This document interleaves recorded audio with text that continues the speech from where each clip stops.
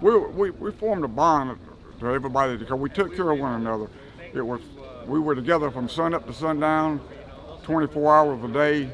Each one of us knew exactly what to do on the boat when we came up on an enemy fire, and everybody had a job to do. We depended on each other, and you do that for 365 days. You become a family of one.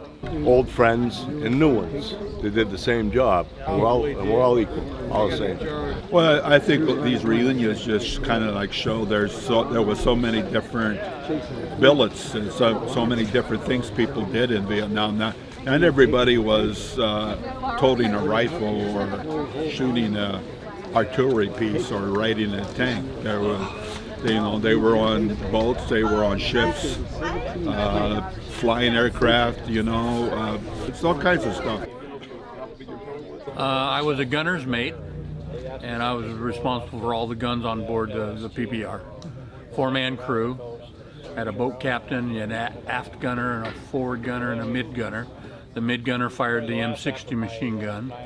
And on the aft 50, we had a 40 millimeter Honeywell grenade launcher mounted on top of that. And in Vietnam, the standard operating procedure was to run 2 boat patrols always.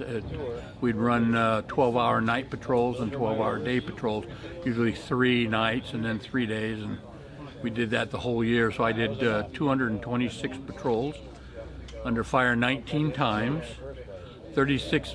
19 times and never got a scratch. We were lucky. Our boat was very lucky. The base that I was on was a fairly large base, and we had engine shop, pump shop, fiberglass shop, and my first 9 months I was in the engine shop building engines. And then my next 6 months on that base I was on the piers, repairing them when they came in and things like that. We had full repair facilities. Even if they got shot up and stuff, we'd haul them out of the water, and we had a fiberglass shop that could repair anything.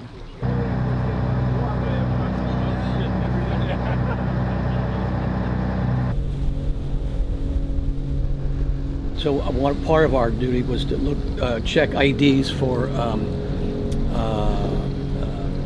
VC, and we had a list, and then we worked with Vietnamese military police as well. We always had one military Marine policeman. So that's a lot of what I did, and a lot of screwing around too. We'd go tie up to a buoy, get out of ways and tie up to a buoy and throw some grenades around us to scare away the sharks and the poisonous snakes and water snakes, and then we go swimming, just cool off.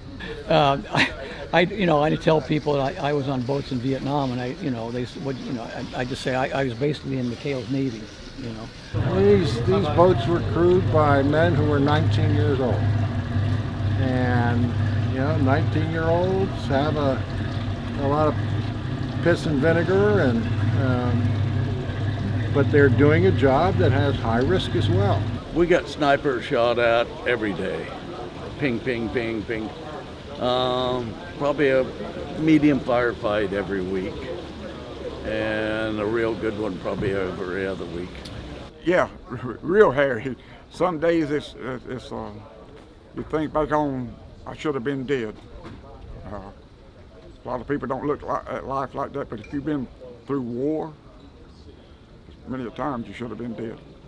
It was a difficult time, it had to endure a lot, it wasn't just, the fighting. It was the living conditions, not good food, hot weather, humid, enduring the monsoons, it was a lot to endure for that period of time. And in addition to the dangerous situation, and just seeing some friends get hurt badly, and occasionally some of them killed and stuff like that too. That was hard. That was tough to take. Yeah. A lot of guys have told me too when they got back, they didn't receive a warm welcome from the American public. What was your return like? My return was I hid. I just didn't want to attract any attention to myself.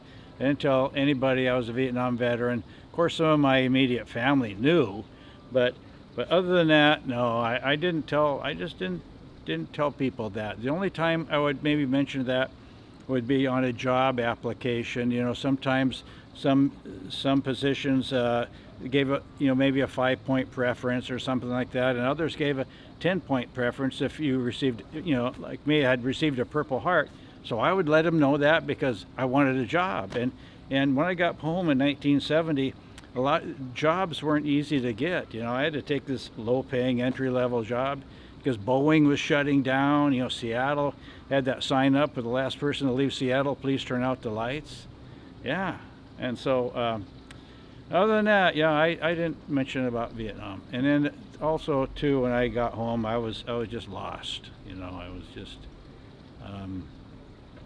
I just didn't want to deal with people or things or anything.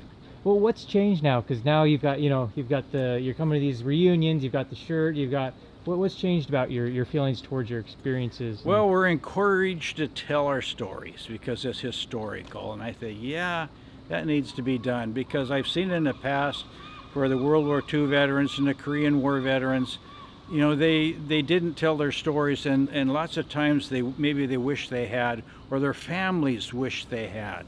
And so for me, okay, I'll tell a story.